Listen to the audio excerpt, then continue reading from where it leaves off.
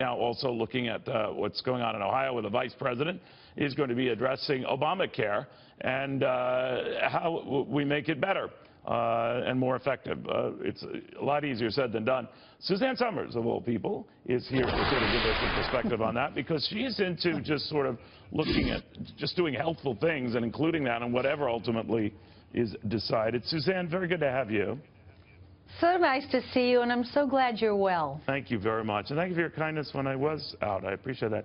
You know, Suzanne, I know you're a big believer. There's a lot we can do to prevent a lot of the bad stuff that happens, and sure enough, I think 7 out of 10 cancers are preventable if caught early, to say nothing of heart matters and the like. But we run into the expense after the fact, right? And when you know Republicans are trying to repeal and replace, what do you want to see them replace? What do you want to see them get right?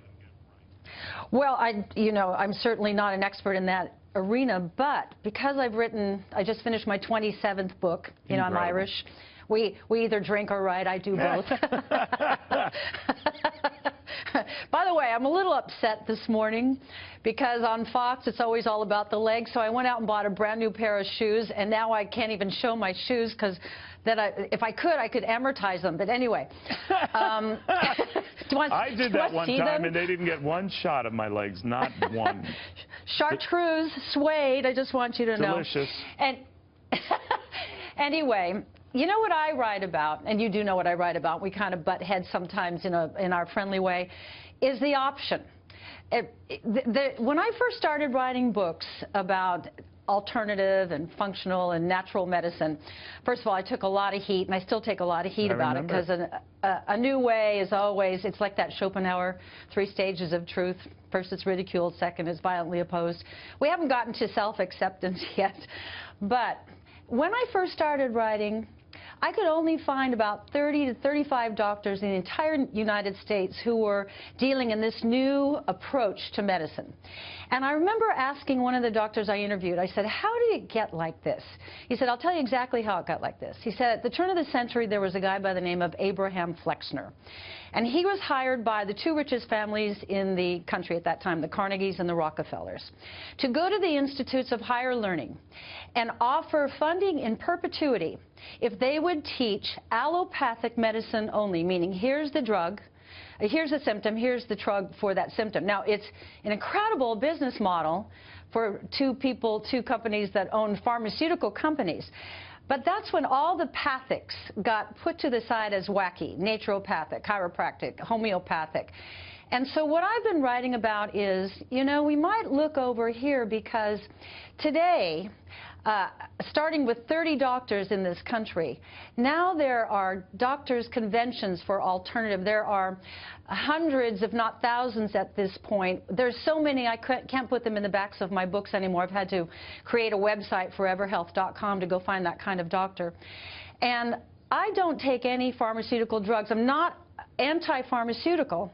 When you need them, you need them, and when you need them, they're a godsend. The last time you were with me, I got a lot of it, because a lot of people love you, but they were immediately saying, I have to take these drugs for this or that or whatever. Is Suzanne Somers telling me, get off my heart medication, get off my chemo medicine, get off my high blood pressure medicine? What do you say to them?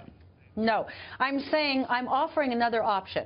For me, with my cancer, I went natural. That was 20 years ago. I'm still here. I'm so healthy.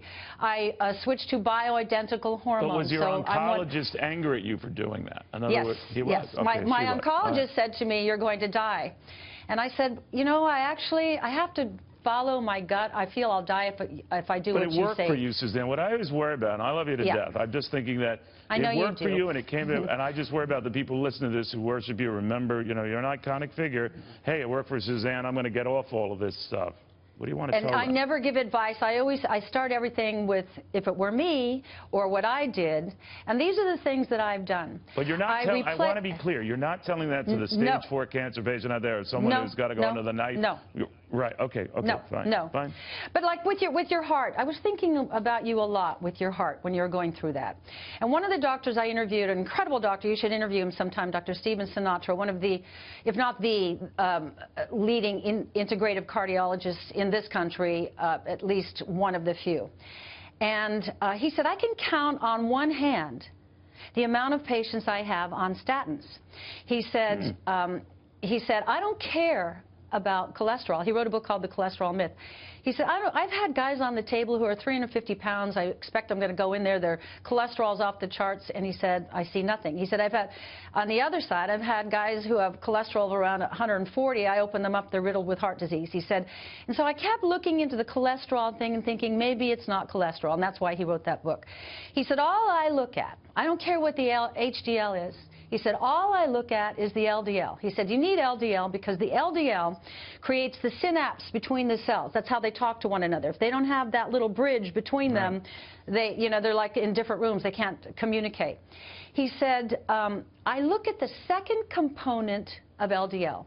It's a capital L, small p, little a. He said, if that's high, you're screwed. He said, that's like little razor blades on the inside of the arteries. And so when this book came out that I wrote last year, Tox-Sick. We're losing time. I just want to be, your big thing, though, a lot of it is more common sense and being helpful, right? Like I discovered with the heart thing, there's this thing called the food pyramid. I don't know if you've heard about it. Mine apparently was made up of prime rib and Napoleons. And they said, Neil, you've got to vary that up. That's not the case. You've always had you've got everything straight except you've had your food pyramid upside down. Exactly. The reason I wanted to talk to you today is with this new Secretary Price. Right. When everything gets settled. And they're repealing Obamacare, and they want to set a new plan in motion.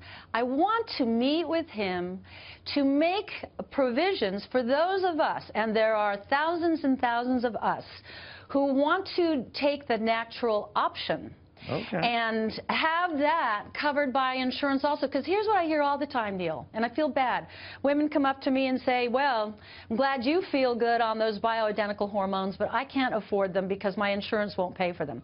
In Europe, and particularly in France, I have a family whose half of them are French over there.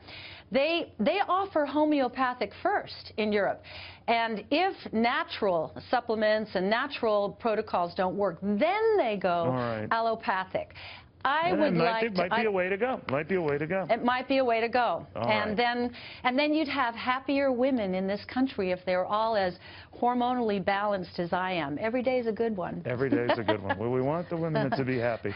Suzanne Somers, thank you. Always good seeing you. Thank you for your kindness. Always good to see you. You look terrific. I don't know. She just beats the whole age thing. I don't know how that's possible.